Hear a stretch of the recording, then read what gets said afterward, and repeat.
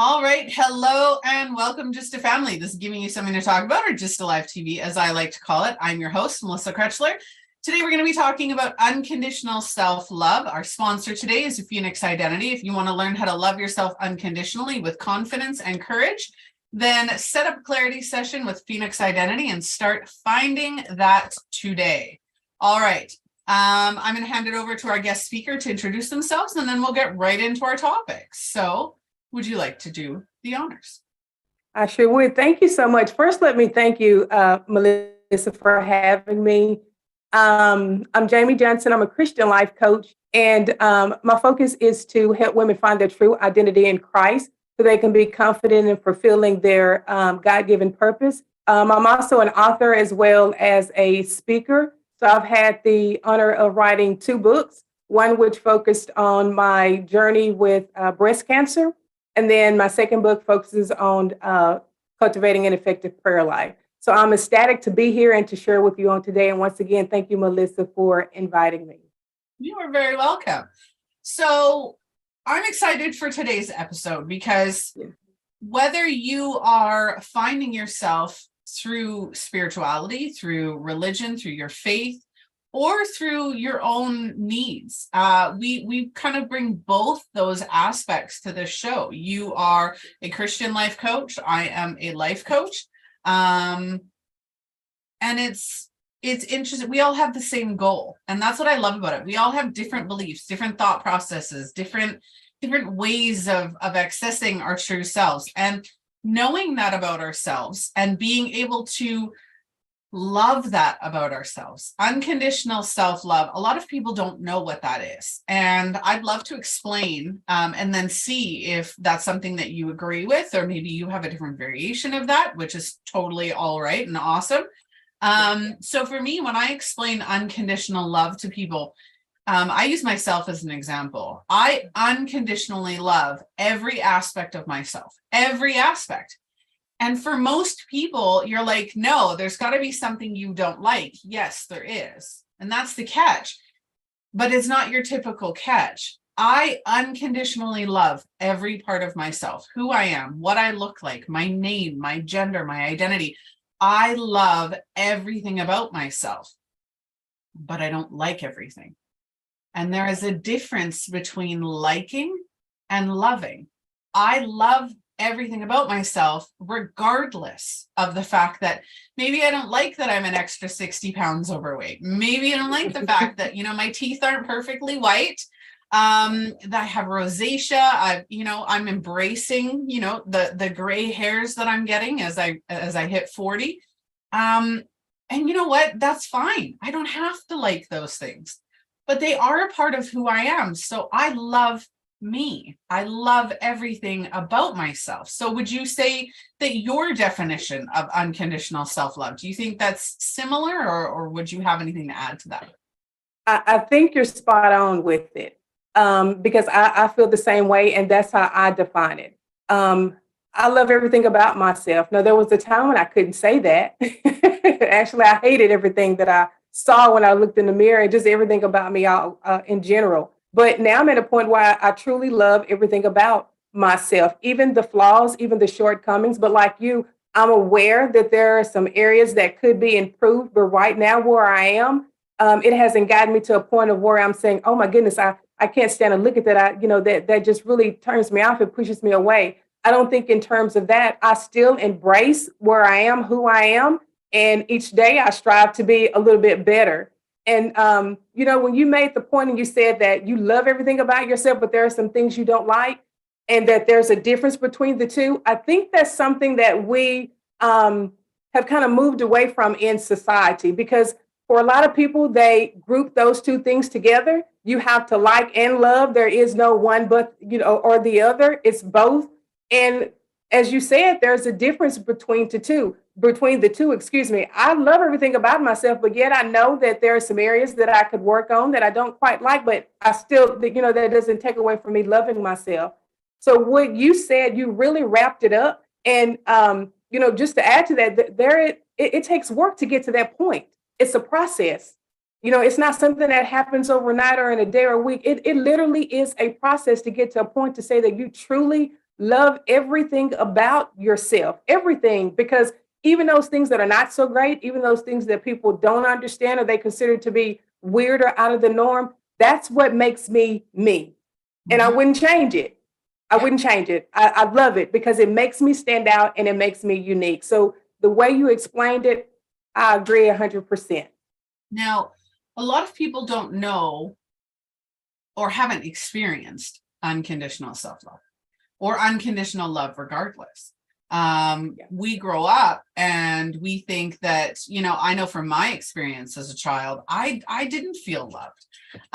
There were times absolutely where I felt loved, but for me growing up, and I think for most children growing up, when you have parents that say, everything's great and I love you and I'm going to give you a hug, and you get the affection, you get the attention, you get all of this, right? When you're being good. And then when you act out, it's no, I want nothing to do with you. That's conditional love, right? And we take that as conditional love. I love you when, I love you if, right?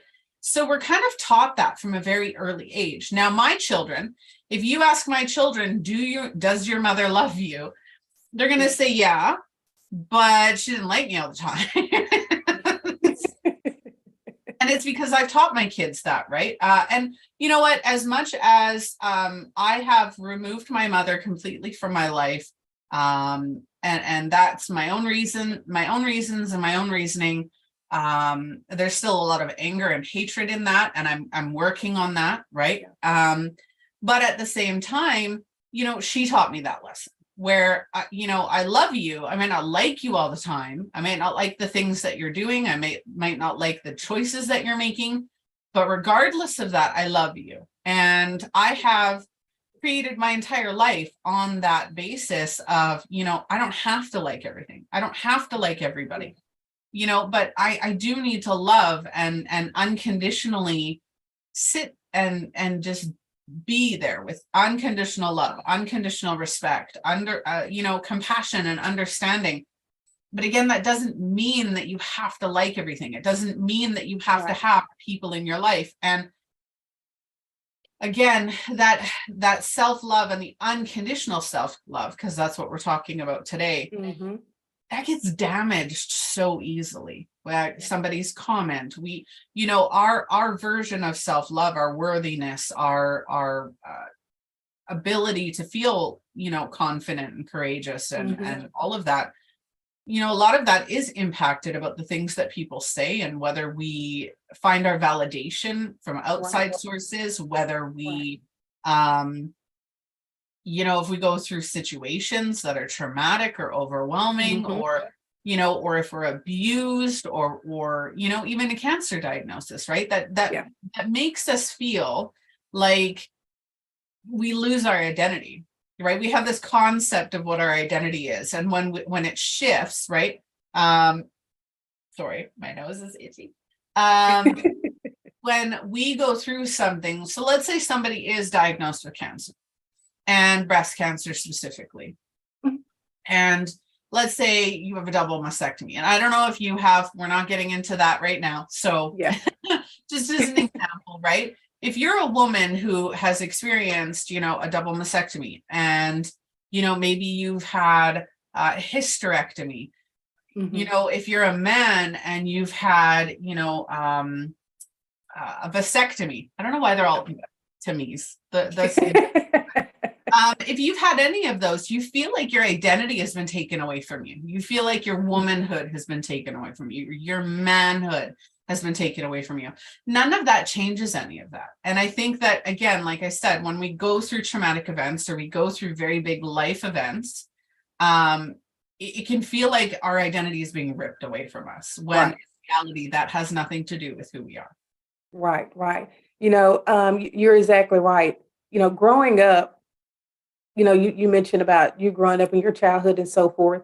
With my parents, I felt that I had that unconditional love, but what they did, and I think they did this, unknowingly, it wasn't intentional or anything, but the expectations that they had for me was a heavy burden.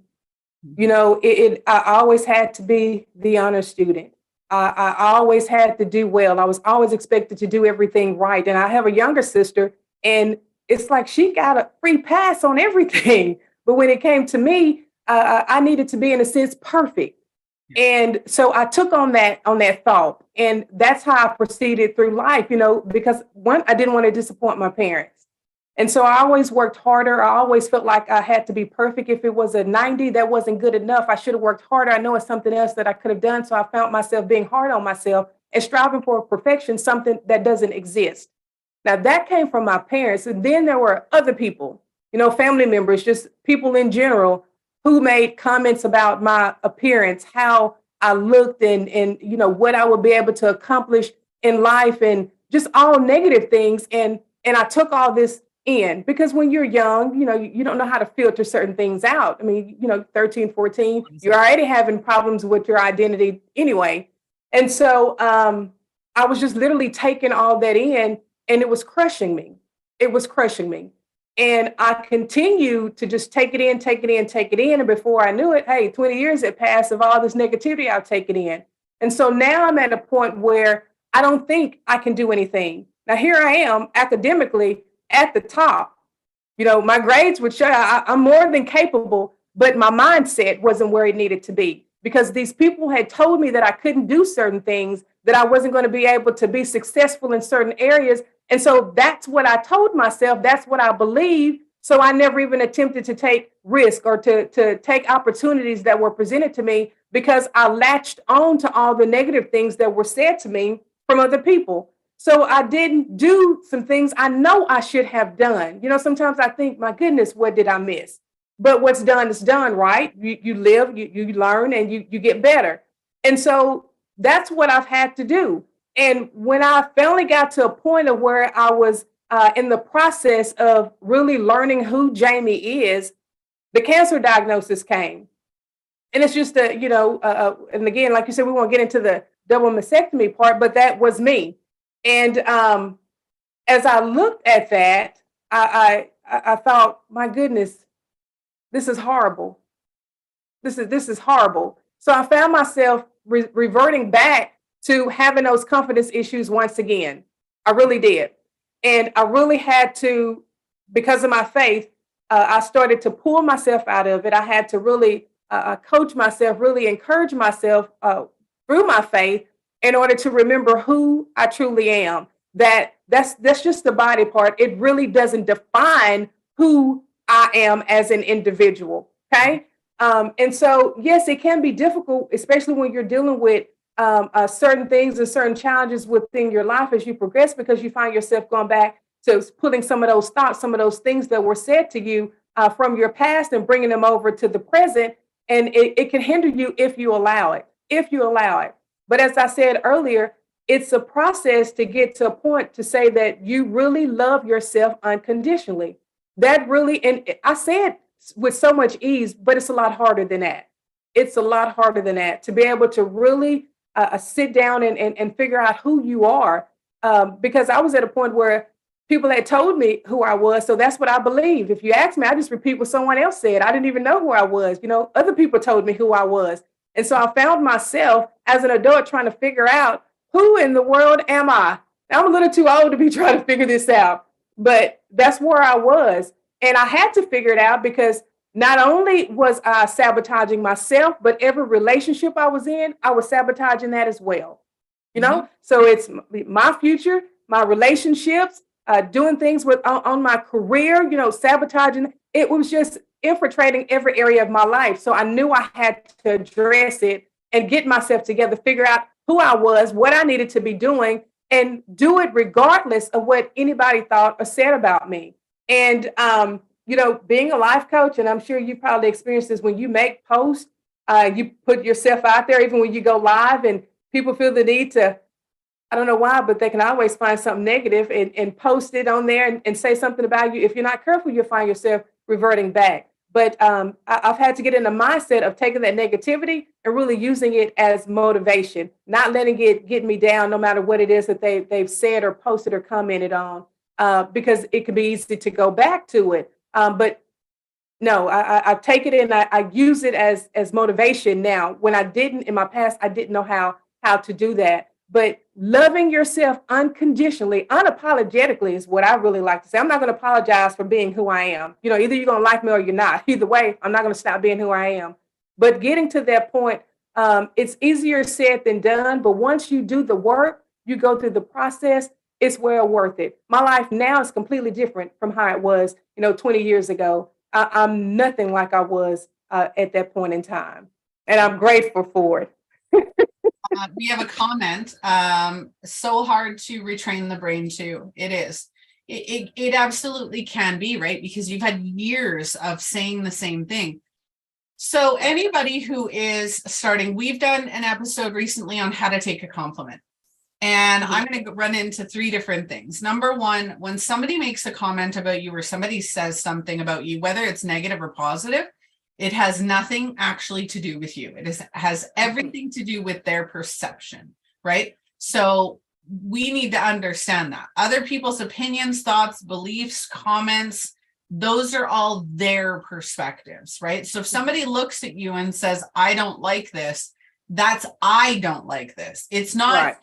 You don't like this, it's I don't like this. That's their truth. And you can let them sit in their truth and not allow it to impact whether or not you love yourself. That's one of the first steps. One of the second steps is looking in the mirror. And I even get my own clients to do this when we first start. Look in a mirror, and I said this on an episode recently. Look in the mirror, look yourself up and down, full body, head to toe. Look at yourself up and down. And think about the things that are coming into your head while you're looking at yourself. Mm-hmm. Are you thinking positive things? Are you pointing out all of the things that you don't like? Are you looking at how tired you are? Are you saying, oh, I'm overwhelmed? Or are you saying nice things about yourself? Hell, you look good today. What? Right? Like, what kind of things are you saying to yourself? Because that's where we start. Now, when you're down in the dumps, and this is one of the things I wanted to mention, when you're down in the dumps, when you're feeling depressed, when you don't know who you are, when you're not standing in that confidence and that unconditional self-love, you will look to other people and other things to provide you with that feeling, to provide you with that boost of confidence, that pick me up. Now we can do that to our loved ones, our friends, our career, whether it be good or bad. I've done careers where it made me feel great, and at the same time, it was one of the worst careers I've ever been in. So it really just depends. But one of the things that I noticed a lot of people turn to is spirituality and faith. Now, let me get into this for a second. So this might be slightly controversial, but it's not. So bear with me. Okay. We're always looking for that outside validation, right? Mm-hmm. Now, if you are somebody who is religious, like Jamie, you'll look to God for that, right? Because God unconditionally loves you, right? Now, if you're somebody like me, I unfortunately, well, not unfortunately for me, but for some people it might be. I don't believe in God. I grew up in a religious household. I chose to walk away from that path myself, but I do believe in a higher power. I do believe in a lot of the things that are taught. But I believe that unconditional self-love, that person that is there all the time, who loves us, who cherishes us, who guides us forward, is us. So I just believe that we are God, not in a God complex kind of way. So like I said, bear with me. It sounds bad at first, but it's not. But we do look for that external validation. And turning to faith and religion is a very good way to do that, because it's not a specific person. It is God. It is somebody that you can lean to, that you can speak to. Now, for me, I do similar things, but again, it's to me. It's my higher power. It's my core identity. It's my intuition, and that being of myself. That's who I turn to. That's unconditional love, is knowing that there is somebody out there who loves you unconditionally, who has got your back, who listens when you speak, who gives you those energetic, invisible hugs when you are feeling down, and is just there to guide you because you mean something to them. Yeah. That's how we should be feeling about ourselves. Now, again, whether you're religious or not, you can still feel that way about God and yourself. You can still feel that way about yourself. That's unconditional love, is having your back no matter what. Yeah. Yeah. Yeah. I agree. One of the issues another thing that contributed to me struggling with confidence or lacking confidence is that there were so many things displayed in society that I judge myself by. So many things that society put out there, so to speak, that I thought that was the standard.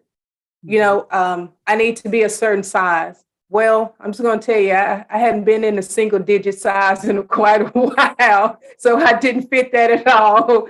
That was a negative thing against me. You need to look a certain way. You need to make a certain amount of money, and that equals success, or have this kind of job and this many degrees, and all of these different things. And I found myself trying to live up to those principles, those standards that were displayed in society. And it was overwhelming. It was stressful because trying to be and do what everybody else said you should be and do, that's hard. It really is. It's a lot of work, so much work, too much work for me. And now I grew up in a Baptist home. My parents were both Baptists. We went to church. I will tell you that I went to church because I was told I had to go.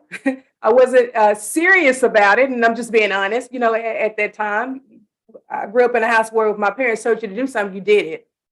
There was no disrespect and so forth. We were just obedient. And so, yes, I went to church, but once I got out of high school and went to college, well, I stopped. I was on my own, doing my own thing. So, yeah, I didn't go. As time progressed, I would go in a little while and then get back out and so forth. But it wasn't until I actually got serious and I really got in my faith and I really started reading and learning what was in the Bible, just in regards to how God sees me. And I saw that there was a contrast in what, the standards that I saw in society versus what was in the Bible.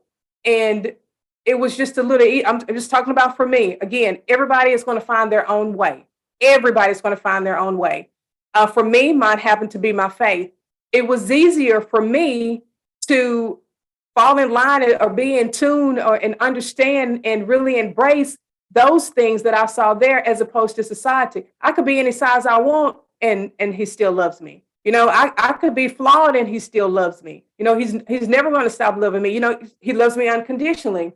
But with humans, I'm going to tell you, most of us, it's just conditional love.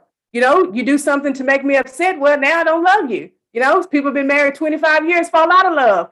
How does that happen? It's conditional love. And so unconditional is a rare thing. It's very rare if we're going to just be honest about it. Okay. And so I found who I was in my faith. And again, some people will take another route and they're going to find who they are in whatever route they take. But the bottom line is that you get to a point of where you are truly able to embrace who you are. You don't owe anyone an explanation as to why you are the way you are. You don't have to explain every decision that you make. You don't need validation from other people. We don't have to dress or look or be a certain size because these 20 people look that way and they're that size. You be whatever you're most comfortable with, as long as you can fully embrace that and stand up with full confidence and own it, I like to say, then that's fine. You don't have to give an explanation as to why you took the route you decided to take. That's your business. I like to say that's yours. You do whatever is going to make you get to a point of loving you. Yep. And I say that because there are so many women who do not embrace who they are. They are more focused on what other people want for them than what they want for themselves. And that really, really saddens my heart. I mean, beautiful women inside and out, but they hate who they are because it doesn't fall in line with who someone told them they need to be. And Exactly. that really saddens me. We need to repeat that again. We absolutely need to repeat that part again. So many people don't love and in essence hate who they are because their version of who they are doesn't match what somebody else said. And yeah, absolutely. We got another comment. Men too. I think sometimes their need for posturing inhibits their connectivity too. Absolutely. You think about men. Let's go on the men train here for a minute, because I am absolutely passionate about working with men as well.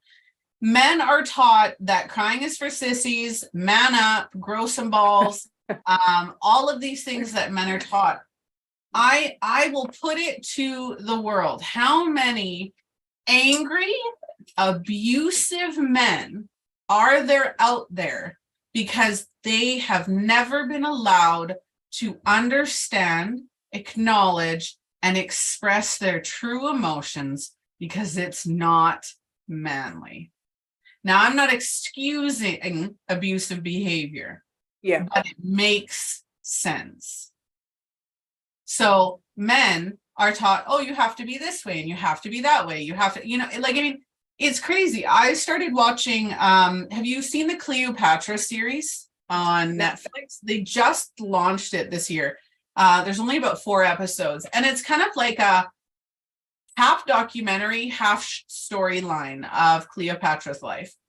And it talked about ancient Egypt, the way that it was before and during the time of the Julius Caesar Cleopatra era. Yeah. And it talked about the fact that Cleopatra was so unique because she was a woman pharaoh. She was a female pharaoh. And in that capacity, Rome didn't think that women should rule, own businesses, do any of that. But in Egyptian culture, and we're talking before Christ Egyptian culture, because this was like in the 44 to 30 period of BC, so before Christ Egyptian culture, women had their own businesses. Women were pharaohs. Women were revered and honored. Women were allowed to do whatever the hell they wanted, whenever they wanted. They had their own money, their own property, their own, like, I mean, this isn't a new concept, right? Men had as much, like, there was equality. There was genuine equality. Now, don't get me wrong, they tried to kill each other all the time, but it was equality, right? There was no one is better than the other. And that's people too, right? And even back then, and I don't know whether they're spinning it now because it's 2023 or if it actually happened back then. None of us were there, so obviously right. But at the same time, you look and they talk about Cleopatra being a scholar, being somebody who was interested in knowledge and really connected to the Egyptian people at a level that, she didn't. Obviously, she acted like a queen because she was, but she loved the people and she wanted to take care of the people, and that's what it was showing. So I'm in this right now, so I apologize for using this as an example, but she was even ridiculed at that point for being so connected to her subjects, for being somebody who cared, right? And it was like, it's so sad to see how many people across social media subscribe or try to be like everybody else. I wear tank tops. I don't wear makeup. I'm overweight. I have yellowish teeth. I have rosacea. I never wear makeup. I don't care what anybody else thinks. I've had trolls come onto the show. I've had trolls. I used to do 4-hour Facebook lives because I used to do readings live. And during that time, I would have people come on there and say I was Satan's. One person told me I was Satan's whore, and I just laughed. Oh, wow. Yeah. And you know what? I've had that ridicule. I've had that rejection. I've had that happen.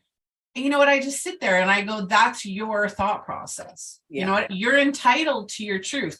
If that's what you believe about me, then that's what you believe about me. Nothing that I say is going to change your mind. And this is a lesson to everybody. Nothing anybody says should be able to change your mind on who you are, because that is their truth, their perception of who you are. Right. Who you are should be the way you express yourself, the things you love, that you're passionate about, the way that you feel, right? And we're all uniquely individual. So embracing that, expressing that, and saying, you know, you might not like it. It might make you feel uncomfortable. I apologize that you feel that way, but that is not my fault. That is not my intention. And you have that choice to walk away. Right. Right. I agree 110%. You know, getting back to men, and then I'll catch up to where you finished. You know, that is, I think, a topic that really needs to be addressed at some point in time, because men are just, you know, I have this thing called woman to woman heart share, and we really, really share what's on our heart. And my husband's like, so y'all are telling everything that you're feeling and thinking? I'm like, yeah, why not? Because we don't do that. Like, we just don't do that. But then I have other some male friends who want that, but they're saying that, you know, the other men won't do it. You know, they won't get in and talk. We need it, but they won't do it. And I know that for the men that I know, it's just part of their upbringing. That was just their upbringing. You just don't do that as a male. You need to be strong. You need to suck it up. You need to deal with it. You need to move on. You know, we're not going to talk about our feelings and emotions and all that. Leave that to the women. We don't do that. You know, and so now I'm not saying that's with all men. I'm just saying, you know, the ones that I've been able to be around, that was their upbringing. And I think we need a little bit more of that when it comes to men. We really need a little bit more of that. But moving forward to women, again, I love the way you said, you know, just embrace the things that about you that you like. And again, I repeat this: we can say those things now, or I can say that now with a lot of ease. But the process, the journey it took for me to get to this point to be able to say it, it was a lot of work. Because the same thing you're saying, I heard that I don't know how many times, you know, when I was going through what I was going through. And it didn't really register with me, because immediately I'd go back to what someone was saying. I had to get to a point of where I was ready to make a decision that, hey, this has to change. I can't keep living my life like this. This is ripping me apart. It is breaking me down. I'm miserable. I'm depressed. I don't like my life. I hate who I am. I can't keep moving forward like this. I am ready and I'm willing to make a change. I'm ready to put in the work and the effort. And once I got to the point of where I was really ready, then those words actually meant something to me. But before, I just continued to hear it and go right back to what, you know, the negative things that were said to me. I wasn't in a state where I was truly ready. My mouth said it, but I wasn't really ready to be committed and dedicated to the process that it was going to take for me to get to the point I am now.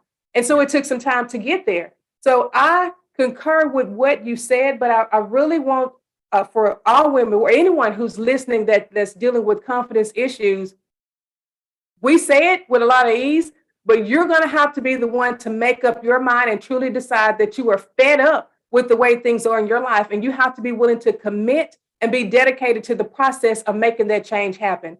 Change does not happen in your life or in anyone's life without you taking proper action. So it's going to require you doing something in order to see the change that you want to see come forth in your own life. You have to be the one to stand up and say, I'm done. I can't take it anymore. And I'm ready to do what I need to do in order to get a better life, to be a better me, to love who I am without being concerned what people think or say about me. So I just encourage you, if you're in that state, to decide today, right now, it's perfect, that you are going to stand up and take action to see that process start to take place within your life. Yep. And so one of the things I teach my own clients, because you and I do this for a living, right? This is what we teach people for a living. Yes. In order to do this, and I'm going to get to the comments in a second, so just she knows I'm not ignoring her. What I teach my clients is it is easy. It doesn't seem like it's easy, but it can be easy. The hardest part of that is not reverting back. So that's part of the comments. So I'm going to get to that in a second. Actually, I'm going to go through the comments because I think I can answer all of this through the comments.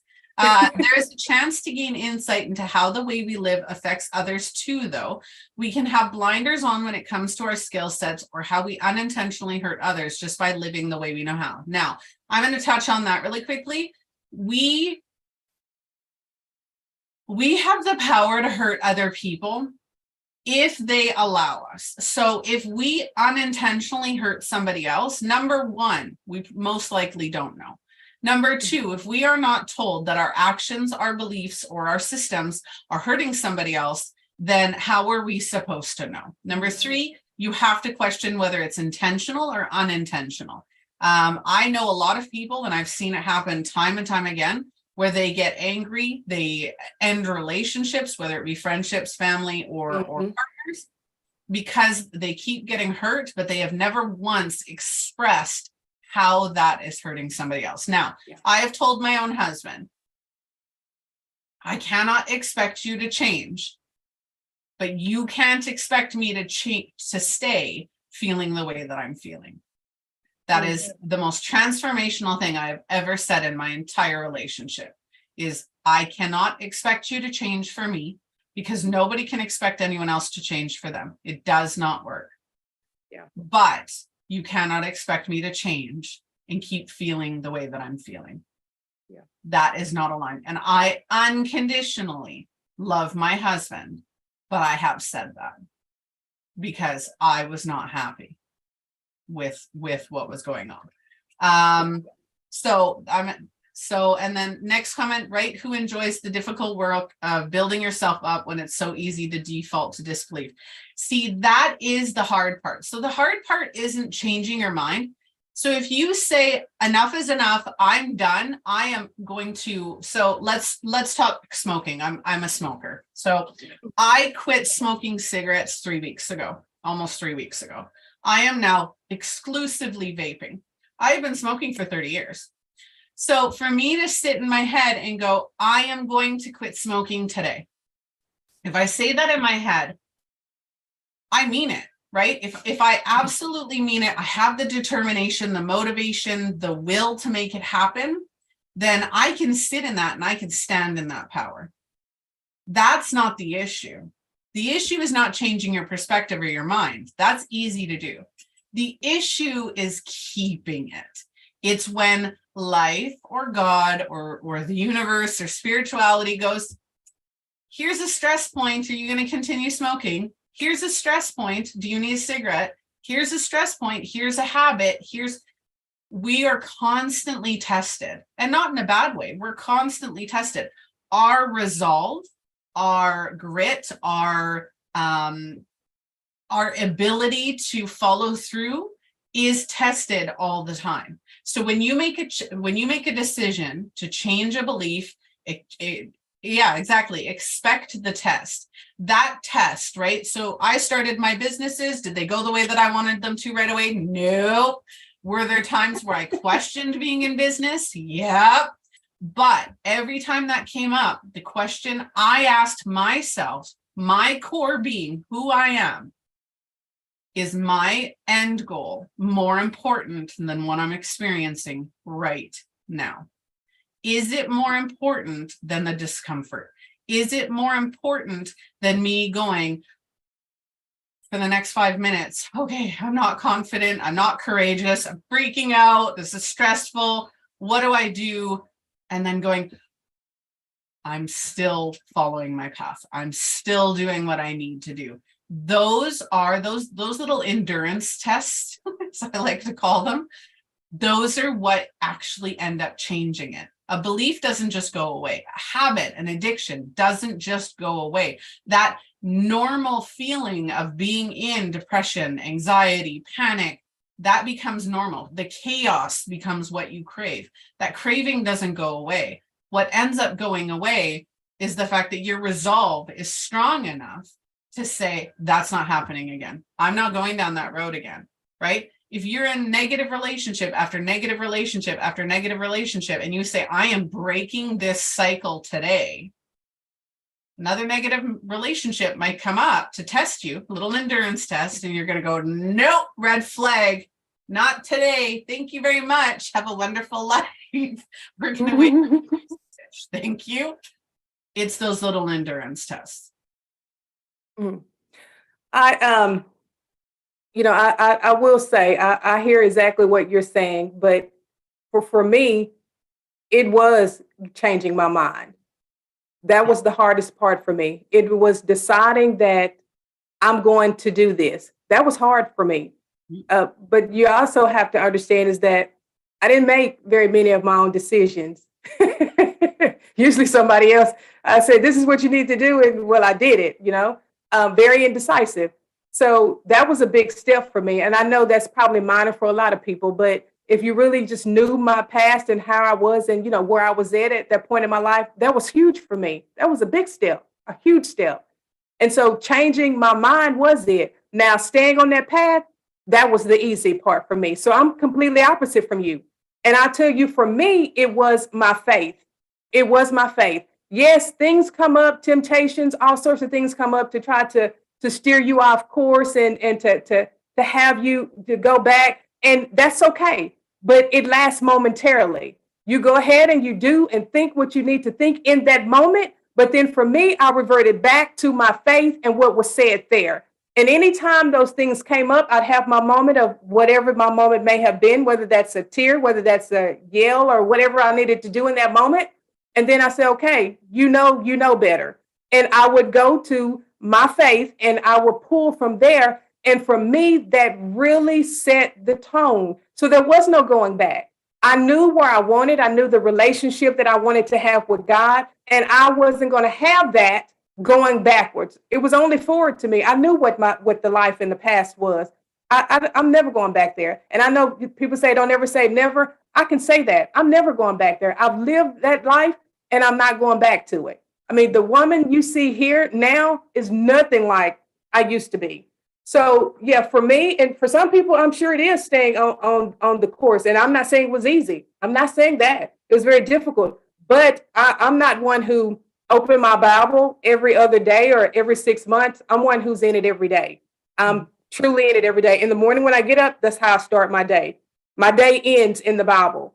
I'm studying throughout the days. This is every day, not some day, but every day. So I'm truly in, devoted and committed to my faith. And so for me, that was the drive. That's what kept me pushing forward. So I would have my moments, which is fine. There's nothing wrong with that. But then I would come right back and go to my faith and I'd pick myself up and I keep going. So you're right. We're going to have those moments as we go through our process or our journey. But we just got to keep moving forward. We just have to keep moving forward. You said it. Look at that end result. Where do you want to be? And the bottom line is no matter what pushes you through or helps you get through, we all want to get to a point of where we're truly loving who we are unconditionally. Yep.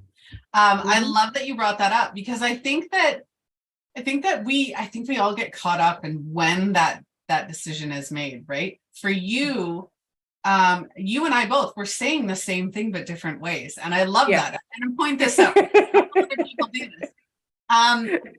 You probably had a lot of those test moments before you made those decisions, right? Making the decision was the hard part, right? So that was that, like those were the little endurance tests. Once you make that decision, though, that's it. That decision's made, right? Yeah.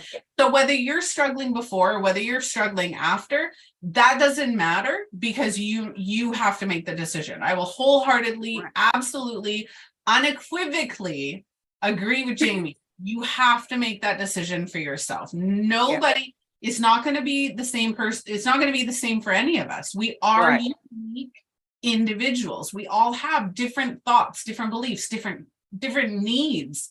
We are all uniquely different. So our experiences are uniquely different. And while Jamie and I will share ours and say that, they're a little bit different, that's great. When we're helping other people, and I'm sure Jamie will concur on this, when we're helping other people, we might use our stories as references, but we want your story. We want to help you through. And that's what we do. And I'm not using that as a promotion or There are people out there like Jamie and I, wherever you find us, that are there to help you so that that decision is easier. That thought process is easier. You might not go through all of the same issues that we went through getting to this part because we've already done there. We've already been there, done that, got the t-shirt to say it, right? Like, whatever that looks like, right?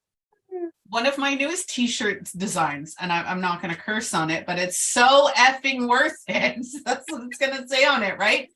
And you can interpret that however you want, whether I'm so worth it, the situation's so worth, whatever, right? Yeah. But so effing worth it, because all of my creations have swear words in it, but that's just one of my businesses, so we're just not going to go into that. But okay, grace, forgiveness, learning how to be assertive, etc. takes practice. Yes. Expect the test and considering how does my behavior responses serve my goal. Absolutely. All right. Yeah. Is there anything else you'd like to add before we get going, Jamie? I just want to, again, if anyone is dealing with, lacking confidence, I really, really encourage them to make that choice now, right now. Don't wait, because if you wait, then that's time for more doubt to creep in and all the what ifs and everything. No, do it right now. Decide that you're ready to take action and you're ready to move forward. There is so much potential in each and every one of us. I mean, you think you know what you're capable of, but you really don't. There's so much that you haven't even tapped into. And I can say this with a lot of confidence because I know it to be true. So there's so much inside of you that you haven't even begun to tap into, but you have to get to a place of where you're truly embracing yourself so you can start to identify those areas of potential and truly maximize it to become the best version of you. So I really encourage you to make that decision and decide today that you're going to move forward and really start to love yourself unconditionally and do it unapologetically. I don't know about you, but you said that beautifully. And we all have limitations on who we work with and the situation. Yeah. One of my number one, and I mean number one requirements for my one-on-one clients is they have to have made that decision. They have to be at that point where enough is enough and they are ready, determined, and willing to do the work to change their lives. If you're not there, I won't work with you. I will refer you to I won't work with you, because that is when you get to that point, when you are frustrated, fed up, angry, whatever it looks like, when you are at that point of enough is enough, no matter whether that's your life, your business, your career, your kids, none of it. Yeah. Whatever part of your life, if you are at it is enough, that is the most transformational part of your life you will ever find. For yourself, not for anyone else, but for yourself. All right. I've loved this episode. I think this has been a rock star episode in and of itself. So absolutely, if you've catched the replay or if you are watching live, make sure you give it a share, give it a like, make sure everybody else sees it, because this is one hell of an episode. And I say that with kindness. Jamie, thank you so much for joining me today. I have absolutely valued your time. Thank you for having me. This has really been a blast. I've enjoyed every minute of it. So thank you so much. Absolutely. How would you determine the person's self is at that point where they will move forward? It's in your tone. I find so much value in every podcast. Thank you. Oh, absolutely. And she says, thank you, Jamie, as well. Our viewer today. It's like knows like, right? There is something about the way that you talk, about the energy that you portray, your expression. It's in the answers to our questions. There is a definite shift that happens when somebody has gotten to that point, and you feel it. As an individual who's gotten to that point, there's energy, there's power, you are overflowing. It's almost like you're antsy and it's like, okay, let's go. Yeah. Right? Like, No, it's like there's definitely a shift that comes out, and you express it in everything that you do and say. When you get to a point where you are ready to move forward, you definitely express it. And like I said, people like Jamie and I will be able to identify that immediately when talking or working with somebody. And it's not that we don't want to help the people who aren't there, but I'm not going to say it's a waste of our time, because it's never a waste of our time. What it is if we work with people who are not at that point, they're not going to get the value. Their money is not going to be well spent. And they're not going to find the success moving forward that somebody who is at that point would and awaken. So that is definitely something to look into. Okay, so for anybody watching or catching the replay, lots of love. Thank you for watching this episode. Like I said, share, like, follow. If you want to see a topic featured on the show that maybe we haven't covered, please absolutely reach out. Make sure that you reach out to Jamie if you want to learn more. Her links are in the description of this episode. Our sponsor today, Phoenix Identity, which just happens to be my identity coaching company I've sponsored today. So go and check that out. If you want a clarity session and you want to start identifying who you are and what your power is, go and look at that. All right. Again, Jamie, thank you so much. This has been a fantastic. Thank you for having me. Lots of love, everybody. I hope you have a wonderful afternoon, morning, or evening, depending on when you're watching. And I'll see you guys on the next episode. Thanks again, Jamie. And